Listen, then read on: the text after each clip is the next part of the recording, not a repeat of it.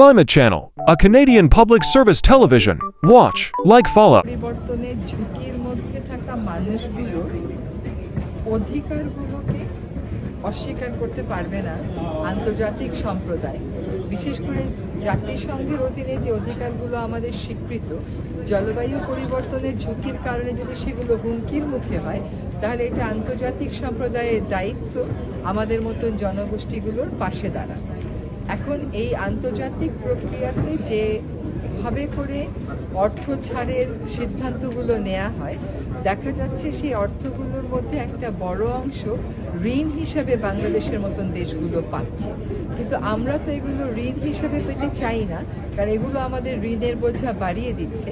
আরেকটা হচ্ছে, যে পরিমাণ টাকা আমাদের পাওয়ার কথা তার কাছে ধারেও আমরা টাকাগুলো পাচ্ছি না। আর উন্নত বিশ্বের মিটিগেশন কমানোর যে প্রক্রিয়া, সেটা দেরি হওয়ার কারণে আমাদের খাপ খাইয়ে নেওয়া বা অ্যাডাপ্টেশন, দুর্যোগ মোকাবেলার সক্ষমতা কিন্তু আরও কমছে, কারণ ঝুঁকি আমাদের আরও বেড়ে যাচ্ছে। সেক্ষেত্রে আমাদের বক্তব্যটা হচ্ছে যে লস অ্যান্ড ড্যামেজে যেন তাড়াতাড়ি টাকা পাওয়া যায়, আমরা যদি সহজে ওটা পেতে পারি সেটা নিশ্চিত করতে হবে, পর্যাপ্ত টাকা নিশ্চিত করতে হবে, পাবলিক ফান্ড থেকে টাকা আসতে হবে, এবং আমরা যেন এটা সময় মতো পাই সেটা নিশ্চিত করতে হবে। সেটা হচ্ছে দুর্যোগের ক্ষেত্রে। আর কিছু কিছু জলবায়ু পরিবর্তনের কারণে দুর্যোগ এমন হচ্ছে যেগুলো ধীরে ধীরে হচ্ছে, যেমন লবণাক্ততা। সেক্ষেত্রে আমাদের অর্থ এবং টেকনোলজি দুটোই লাগবে।